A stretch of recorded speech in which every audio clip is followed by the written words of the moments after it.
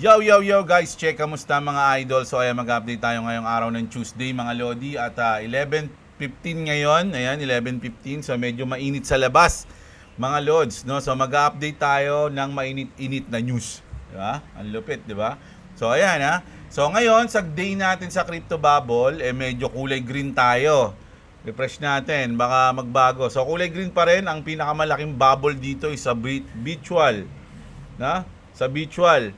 Tapos, sa hour natin, pag kinlik natin to, medyo nawala siya and then medyo lumabas na yung mga nag-negative, yung Partcoin, Pengu, Render, Floki, Flare. So ito, yung Flare, medyo marami ring hype news dito ng mga nakaraang araw.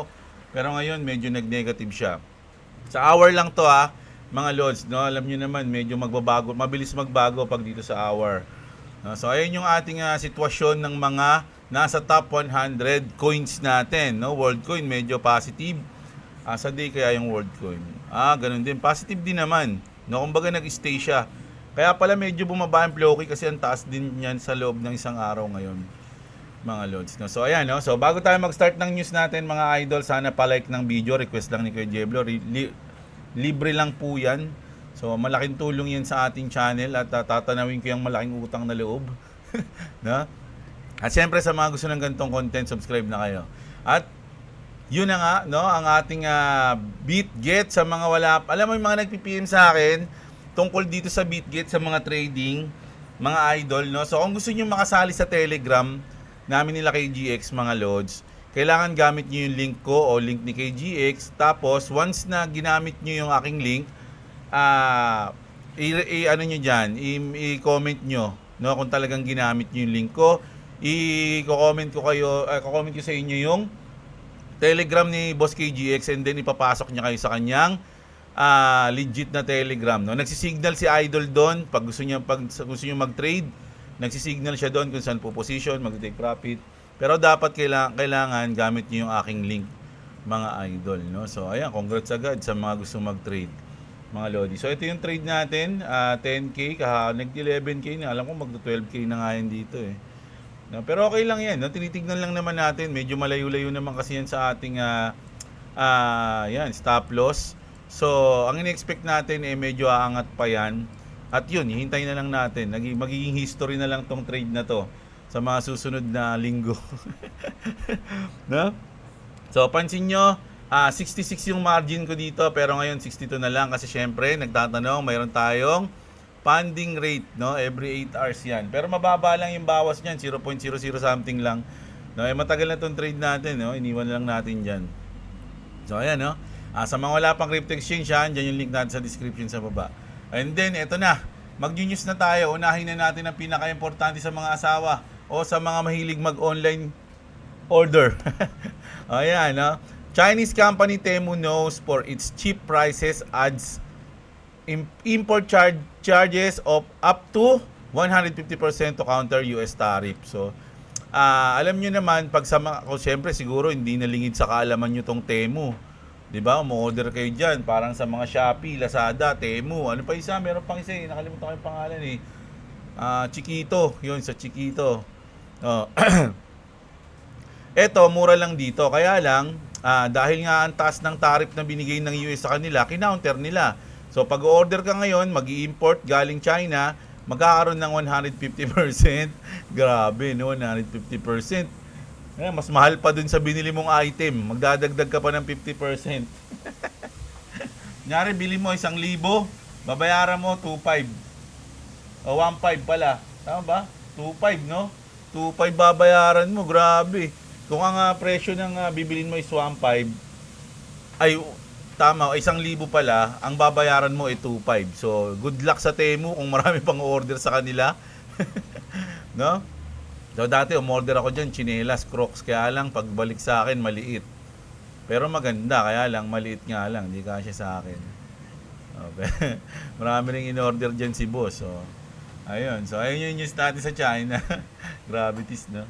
So, ito naman, Senator Josh Hawley reintroduce Pelosi Act, no? Si Pelosi Act, si Nancy Pelosi, tama ba Nancy Pelosi?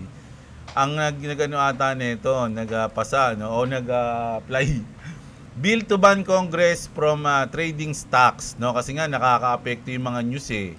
Kumbaga na ano sila, para sila mga insider diyan, mga idol, no? Alam nila yung mga meron silang advanced news. Kung may lalabas na bad news, alam nila, pwede na sila mag-short. O kaya may lalabas na good news, pwede sila mag-long agad, mauna sila. So, parang ang gusto dito ni Pelosi i-ban, no? I-ban yung mga dyan sa bawal sila mag-trade ng stocks, mga idol. Kasi nagagamit nila. So ayun 'yun, no? Tapos ito naman, 60% of CEOs expect a recession in the next 6 months due to tariff. CNBC says, no? So ito mga idol, this recession, pwede kasing good news to, pwedeng bad news. Kasi tandaan niyo mga idol, sa history, bago mag-pump o mag-parabolic pump, meron mga nangyayaring bad news talaga na sobra. It's either pandemic o recession. Ganun yung nangyayari. So, ibig sabihin, once na magkaroon tayo ng recession, signal na yon na ang kasunod ay parabolic. No? Kung mataas ang tiwala mo sa mga pinag-inbesan mo, para sa akin, good news to. Kasi pagkatapos pag nagkaroon tayo ng recession, magkakaroon ng reason para mag-print ng money. Pag nag-print ng money, ayun na, babahanan ng pera. Di ba? So, ayun yung ano dito, mga idol, no? So, 60% ng CEO mag-expect ng recession. So, ako, hindi ako parang sa akin, okay lang kung mangyari man to o hindi. Kasi malaki naman tiwala natin sa pinag-inbesan natin. So, kung mangyari nga to, mas pabor. Kasi pag nangyari to, sa oras ng recession, mababa lahat ng price. Pwede ka pa magdagdag, magbudega kasi alam mo na pagkatapos ng recession, parabolic din sunod. 'Di ba? So, ayun yung para sa akin goods to eh. 'Di ba? Sa akin lang 'yun sa iba siguro hindi. Syempre, maapektuhan sila, lalo na yung mga may business. So, ganun yung sitwasyon dito, mga idol, no? Na naman tayo. Michael Saylor, the biggest distraction, no? Ayan Michael Saylor says when banks embrace Bitcoin, everyone will want to buy it. No one will need to sell it. And you won't be able to afford it. Alam niyo si Michael Saylor, siguro everyday nag-iisip to ng mga gantong words para may pampalakas ng loob na words para sa Bitcoin. Hindi. Alam niyo mga idol, Bitcoin is magi-stay na yan forever kasi ano yan marami na talagang may mga malulupit na may hawak dyan, di na mawawala yan.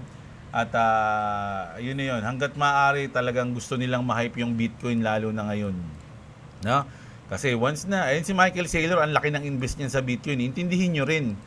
Di ba? Ang laki, halos na bilyon-bilyonan yung mga invest niyan. So, pag hindi niya na-hype yung Bitcoin, biglang bumagsak yung Bitcoin, lalaki yung talo niya, yung loss niya is baka syempre, 'di ba, mahirapan siya. So, talagang gagalaw o magsasabi siya ng mga ganito, lagi siyang may interview, yung Bitcoin, pinopromote yung Bitcoin, pinapakilala yung Bitcoin kasi intindihin niyo na doon siya naka-invest ng sobrang laki, mga idol, no? Pag hindi niya yun, hindi niya pinromote or something, may chance na bumaba at magkakaroon siya ng malaking loss, 'di ba? So, okay 'yan kasi nga ano niya yun diskarte niya yan mga idol Yeah?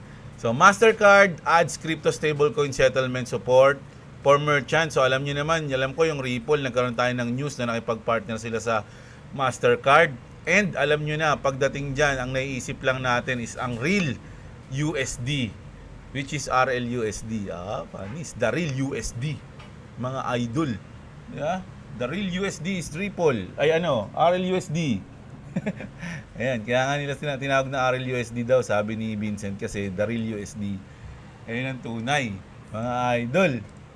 So, ito na. Grabe. Punta na tayo sa malupit natin. Boom! Si David Schwartz, mga idol, nagano na siya. Army mode. War mode na. Mga idol, no? Nag-army mode na si David Schwartz. Ayan, Saludo. Sumaludo sa harap ng bandila. Ayan sabi. XRP. David Schwartz just changed his profile picture to a military fatigues. Let that sink in. The CTO Ripple, the architect of the XRP ledger, now publicly shows himself dressed for war. wearing US Army tags and black star above his head. He knows exactly what he's doing.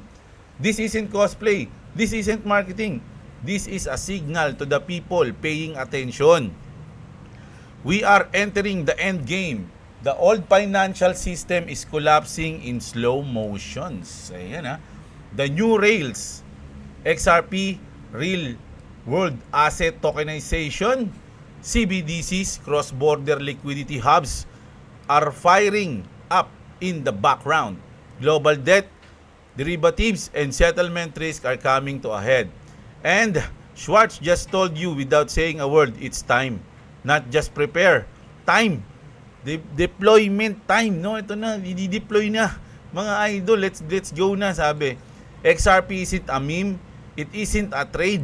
It's the financial neutron bomb that's been waiting decades for the right moment to activate. And ngayon na yun. Strap in, sabi. Fasten your seatbelt kay Rocket, sabi. Shoutout kay Rocket, ha. Baka naiinitan niyo sa parking. Ayan na.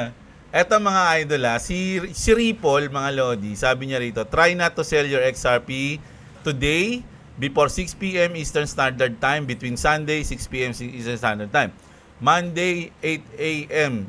Eastern Standard Time, hold. So ayun na mga Lodi, no? Wrong, sabi ni Bearable Guy, wrong. Saan na? Nagsasagutan ba sila dito?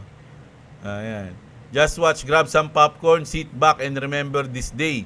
When you look back and celebrate the 1st of May. Naku, May 1 ba yun? Mga idol, May 1. Oh, ayan ha, meron na silang mga, alam niyo na yan, mga signal na pa-clue. Nagkakaroon tayo ng clue sa mga yan, mga Lodi. Sabi dito naman, SEC is preparing to announce that XRP will officially become a strategic reserve asset of the US announcement by Paul Atkins at 1 p.m. Eastern Standard Time, SEC confirmed. So, ayun daw, sabi, si announce daw ni Paul Atkins, mga idol. Ripple just launched RLUSD. In 4 days, it's already at 76 million supply and barely anyone is talking about it. Sabi, if you think this is just another stable coin, you're not paying attention. O, ayan, marami na siyang sasabihin dyan. So, alam na, na-explain na natin to sa isang video kung ano yung mga role ng RLUSD at ng XRP, no, na magiging bridge, no, sa global payment system, mga Lodi, cross-border. So ito naman, billions incoming, Wall Street is gearing up for a major XRP inflows following the heightened green light for an XRP ETF. So bukas mga idol, ProShare, alam ko ProShare yun. Na yung live na po, no, yung spot ETF nila, April 30. So ano natin yan, na-news natin yan kahapon. So bukas, April 30, magla-live na po yung isang spot ETF. So once na mangyari yan, syempre magkakaroon ng syempre for sure dapat positive effect, di ba? So once na magkaroon ng positive effect yan, yung mga iba pang nag-apply, syempre may excite yun, no? Kailan ba tayo? Tayo naman. Ganun, di ba? So kailangan ma-aprobahan na tayo. So ganyan, no? Hintayin natin. Alam niyo naman na XRP ang pinakamaraming nag-apply ng spot ETF. Bakit kaya? Di ba? Bakit kaya napakadami sa XRP? Kasi syempre alam nila yun, mga idol. Sila nakakaalam nun. 'Di ba? Magkakaroon ba but anong reason nila, 'di ba? Para mag-apply ng spot ETF. Tas ang dami pa nila. Siyempre mas marami sa Bitcoin, mas marami sa Ethereum 'yun eh. 'Di ba? Nasa ata sila, 10 plus na, 10 mahigit na 'yung nag-apply eh. Mga idol. So, alam natin kung anong reason kung bakit, 'di ba? Siyempre, lahat sila gusto nilang magkaroon ng piece of piece of meat. Oh, ayan. Boom! Sabi rito ni Ripple pa, massive news just dropped. Ripple has officially listed Bank of America on its website. And guess what? Bank of America holds a patent to use XRP as a bridge asset. This ain't just speculation anymore. It's chess, not checkers. The end game is loading, mga idol. Malapit na, mga idol, no? Ito, mga Lodi, pakinggan nyo to. Nako. Pakinggan nyo to, mga idol, napakatindi nito. Ito yung reason kung bakit kailangan mo mag-hold ng XRP. Pero mga idol, it's not a financial advice. Huwag niyong basihan yung mga sinasabi ko para bumili o magbenta ng mga coins. Ginagawa ko lang to dahil hindi. Para lang to sa entertainment and tawag dito. Pucha. Lagi nawawala yung word sa bibig ko, no? Basta yun. Ayan, yan lang natin. Passport lang natin ng konti. No? Isa lang. Ayan, ha? Pakinggan nyo mabuti, ha? Let's do some crazy XRP projections. Let's go. All Japanese banks using XRP, 25 trillion. The depository, Trust and Clearing Corporation, 3 quadrillion. SWIFT, 1.5 quadrillion. The top 10 U.S. banks, 12.5 trillion. Tokenization, 2 trillion. MasterCard, 9 trillion. Visa, 16 trillion. Derivatives market, 1 quadrillion. American Express, 1 trillion. And the new deal with Hidden Road, 3 trillion. Now you add all this up, and the total is 5 quadrillion, $530 trillion, possibly running on the XRP ledger. So let's lowball it and say that XRP only got 1% of the 5.5 quadrillion volume. That would give it a market cap of 55 trillion. And price equals market cap divided by circulating supply. So that would be 55 trillion divided by 58 billion. Circulating supply gives you a price of $943. That's at 1%. Let's say they got 10%. That would be a market cap of 550 trillion, which in the end gives you a price of $9,438. So then let's just split it right down the middle. They get 5%. That would end up being a price of $4,719. So the volume numbers of all these partnerships are fairly accurate, but the outcomes are very highly dependent on many factors, like the big one. How much will XRP be in demand? Ayun yung pero ang tanong diyan, bakit sa sobrang daming partnership, good news, bakit hindi umaangat mga lodi, no? Yung price. So ito papariwanag na babasahin natin sa inyo.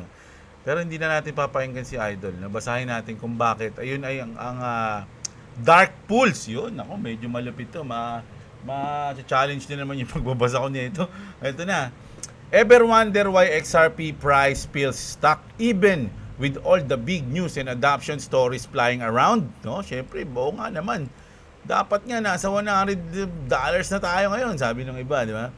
Dark pools are in invisible force playing a role behind it. So mamaya malalaman nyo kung ano yung dark pools, no? Holding prices is stable, but one catalyst could trigger one of the biggest moves ever, no? So ito, mabilis lang to mga idol, no? Bear with me. Ayan. The rise of dark pool in crypto is kind of a double-edged sword. In the short term, they hide bullish momentum and drag price down. Long term, sa short term yun mga lodi dinadrag nila yung bullish momentum, no? Sa short term. Pero sa long term, they quietly build the perfect setup, hidden accumulation, tightening supply, and eventually the dam burst. So, hidden accumulation, ito yung keywords dito sa number 1, mga lodi, no? Sikreto silang nag-accumulate, mga idol, no? So, what's a dark pool exactly? Picture trying to buy 500 million worth of XRP without tipping off the market. Isipin mo, bibili ka ng 500 million na XRP pero hindi mo mapapagalaw yung price. Ganon.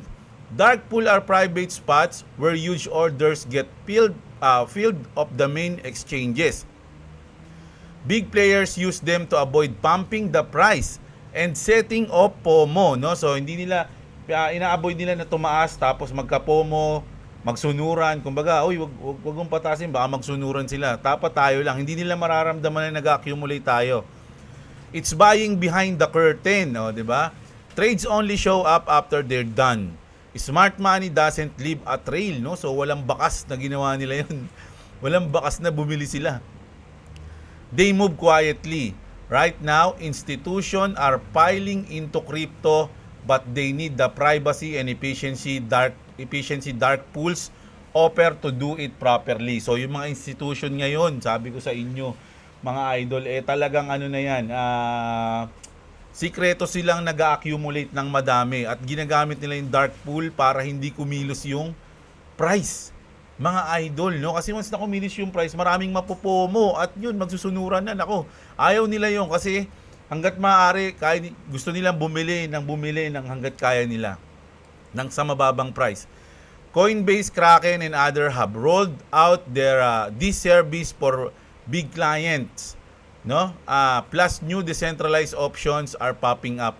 So yung mga crypto exchange na malalaki tulad ng Coinbase, Kraken, medyo sinetap na nila yan para sa mga client nila. O ito, sige, hindi natin papagalawin yan na para makabili kayo. Di ba? Who's using them? Ayan, hedge funds, no? Sino ba yung mga biggest hedge funds dyan? BlackRock pinakamalaki. Hedge funds, family offices, even nation states, no? Lahat ng mga big malulupit na mga big time. They want to load up without tipping off retail and sending prices soaring too soon. No? So talagang gusto nilang magbibili ng wala. Pansinin niyo, mga idol, hindi nila tinitip 'di ba? Kumbaga sabi nga dito, they want to load up without tipping off retail. So ayaw nilang matunugan sila ng mga retail.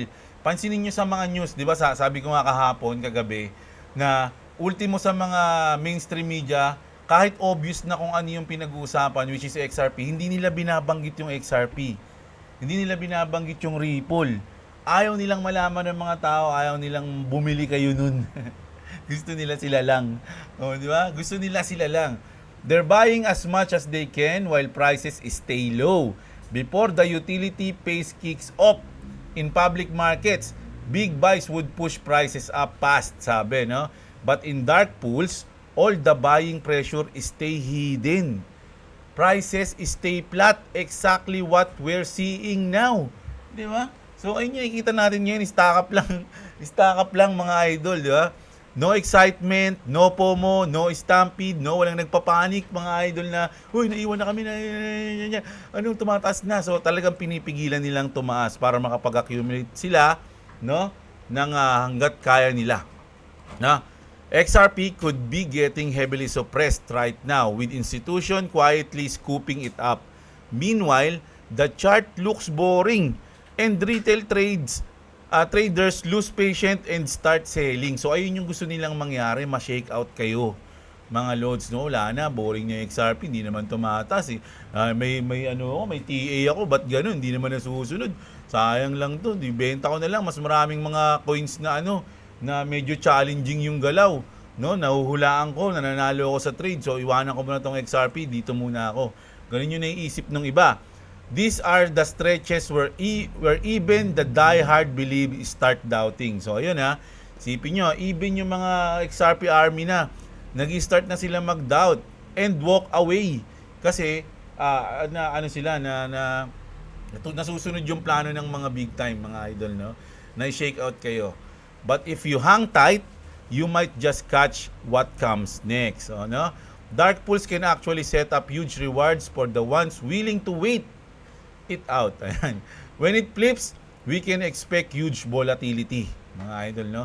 People sitting on the sideline could get priced out in a blink. Sipin nyo, may iwan ka ng ganun kabilis lang, mga idol. Yung kaninang nag-aalmusal ka, nasa $2 lang yung XRP, pagkatapos mo magkape, puti, walang nangyari. Taragisyon yun, taas na. O, iwan ka na, ganun lang kabilis. Institutions are quietly draining liquidity from the public exchanges. So, nabanggit natin yan na nakahapon. Kaya maganda na kayo. Naging sa cold wallet nyo. Tsaka iba sabi nila, maubusan na ng XRP yung mga crypto exchange. So, ano yan hindi natin yan. Binabasa lang natin tong news na to.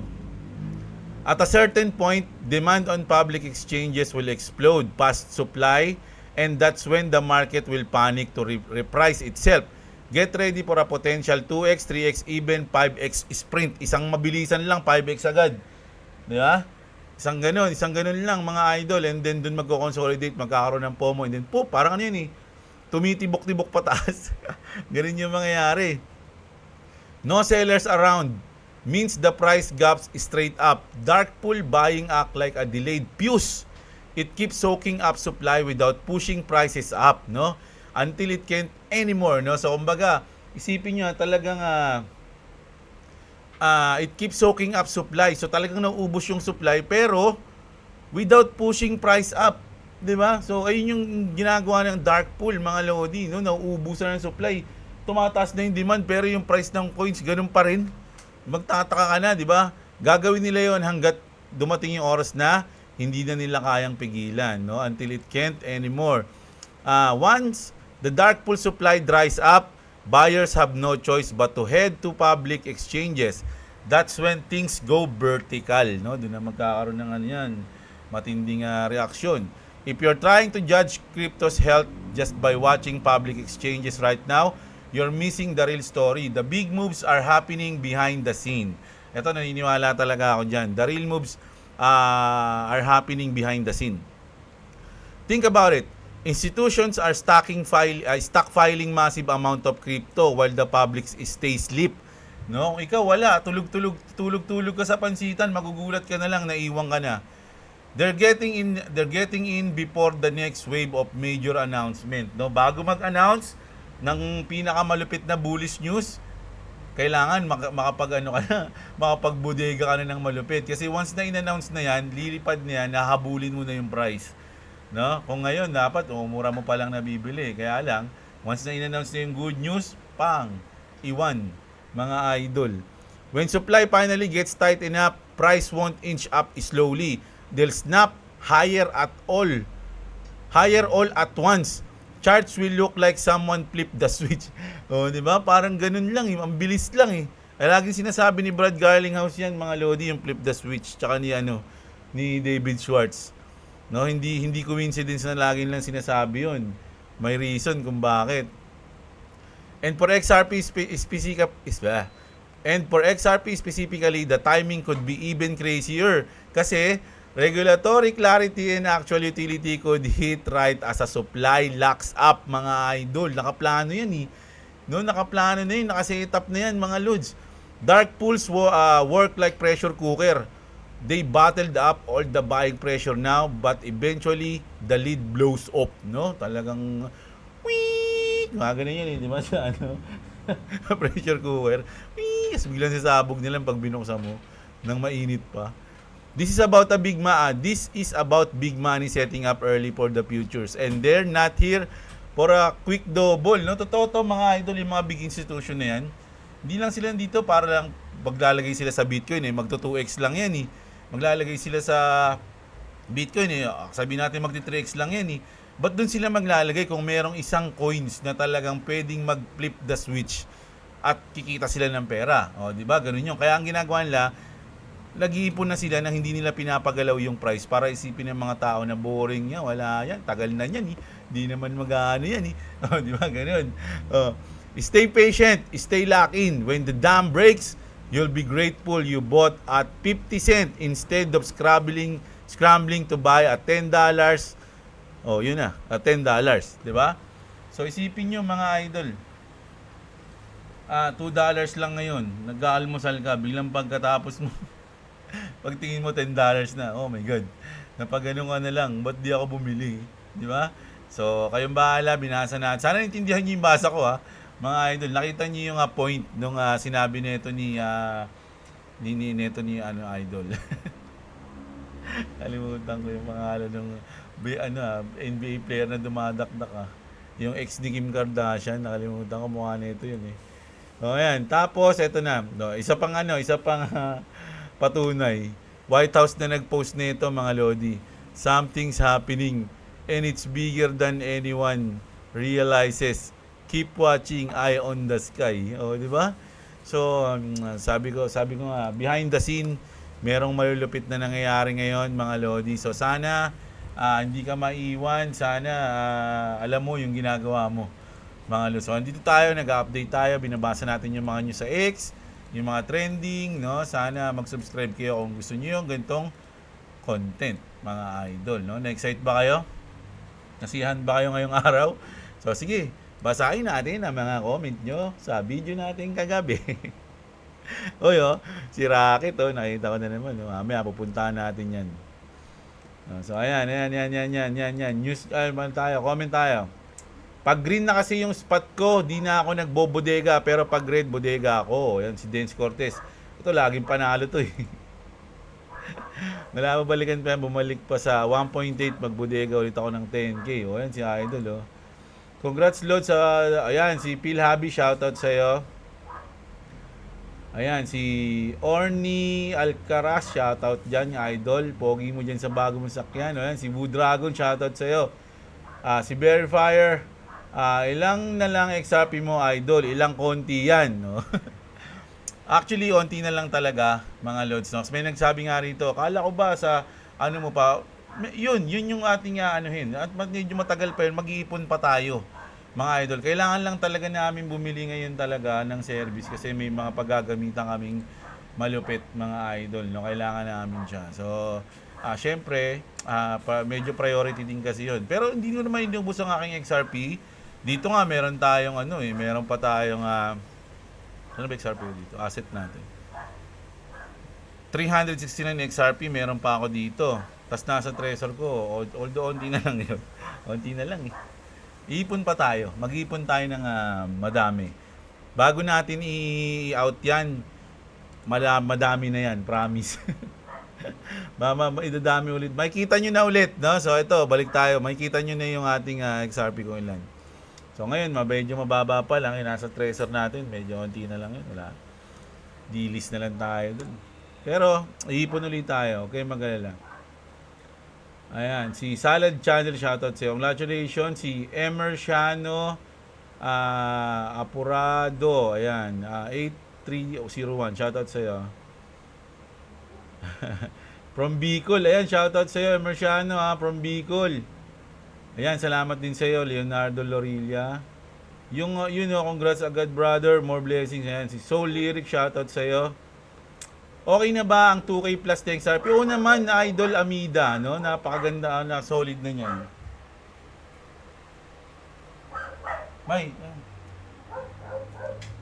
Solid na niyan, Idol, no? Magkano yun? 2K? Oo, solid na yan, mga lodi, no? Ano yan, boss? Bill? Okay. Si Pyro, ayan, shoutout sa'yo. Testoya. Saka na yung Tesla, no, boss? Testoya muna tayo. Testoyata pala. Ano ba yan? Mali pa yung baso. Tesyota. Ayun, kasi Toyota eh. So, Tesyota. O, ayan.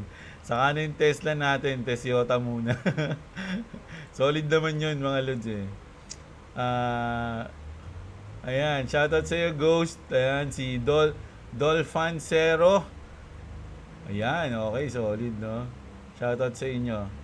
SPX Boss malakas, no? Ayan, check natin yan. Kaya lang kasi focus muna ako sa mga XRP at sa mga ISO coins, no? Ayun yung mga balak natin. Nabasa ko yung good news ni XRP, bumili ako ng 800 XRP late na kaya? Hindi naman, idol, no? Kung pag-aaralan mo yan, malalaman mong maaga ka pa. Pero syempre, hindi ko sasabihin na tama ka o mali ka. It's your choice, mga lodi, no? Ako, nagbubodega ko nga lang kanina eh. 11 XRP lang. No.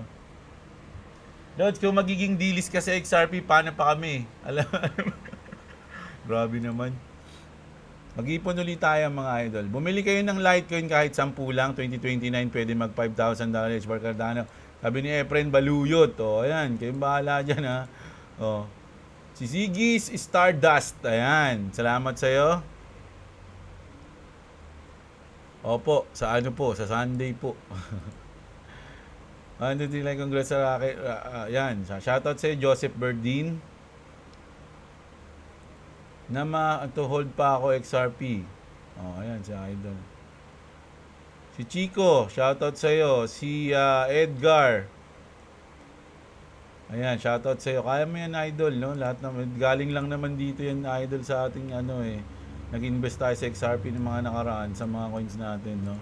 So ngayon, although alam ko kasi medyo matagal pa naman yung last quarter pa, so tayo ulit, kaya natin yan.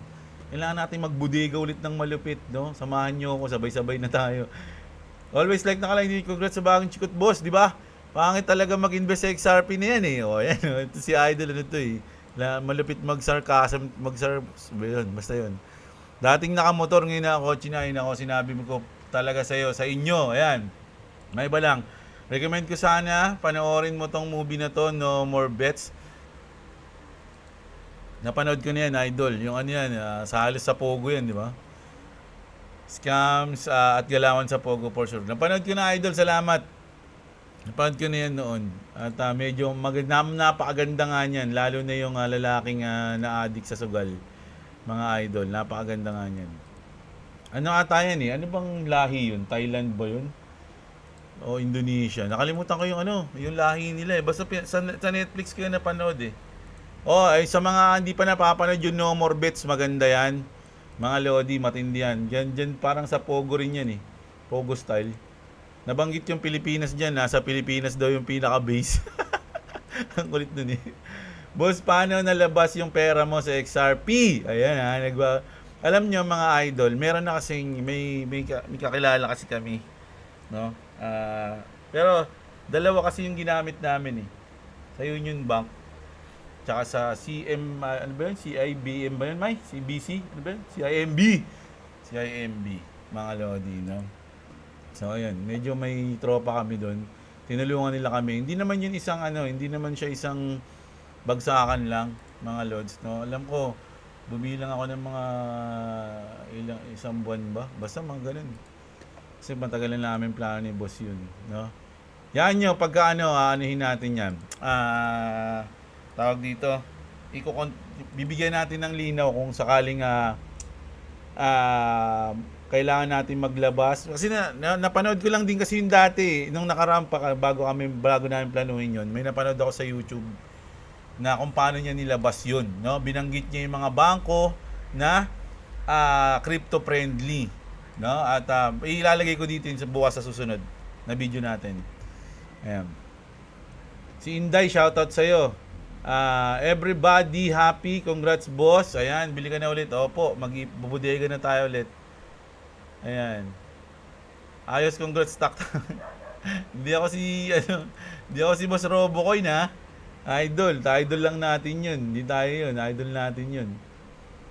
Ayan, si Jag Sohal, shoutout sa iyo. At si Aldrin Matalog, shoutout din. Marochelle Mendoza, shoutout din sa iyo. At salamat sa inyo. Kala ko ba bare months? Ayun nga, idol, no? Ulitin natin. Sabayan nyo na ako ngayon. Although may natira pa naman ako doon na konti sa treasure natin.